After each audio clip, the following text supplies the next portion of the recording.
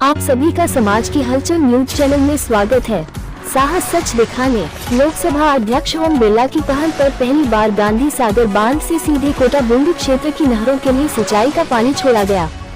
मध्य प्रदेश के मुख्यमंत्री डॉक्टर मोहन यादव से चर्चा के बाद ये निर्णय लिया गया।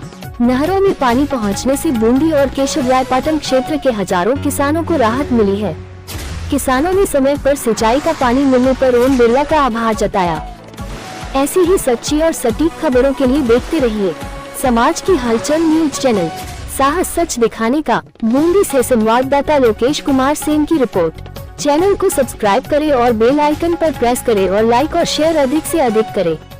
फॉलो करें। वीडियो को अंत तक जरूर देखें।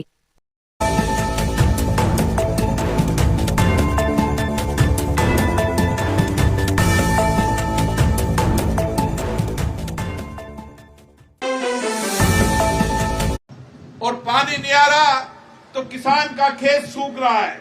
अभी जब मैंने बीच में टेलीफोन पे बात की तो वह बात यही कर रहा था कि किसान का खेत सूख रहा है, किसान को पानी मिलना चाहिए और इसीलिए मैंने मध्य प्रदेश के मुख्यमंत्री से चर्चा कर और नहरों को पानी छोड़ने की बात की।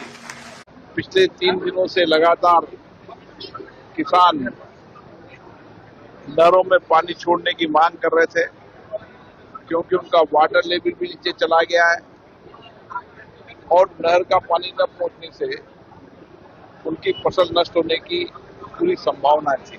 गांधी सागर से पानी छोड़ने के बाद जब राणा सागर पानी आएगा तब नहरों में पानी आएगा।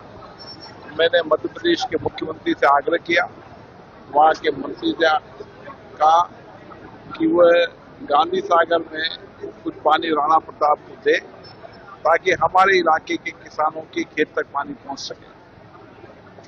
वहां की सरकार ने सिद्धांत सहमति दे दी है और आज शाम को 6 बजे से कोटा के एलएमसी आरएमसी में पानी शुरू हो जाएगा। गांधी सागर से जो आवश्यकता होगी उसके अनुसार राणा प्रताप सागर बांध आता जाएगा।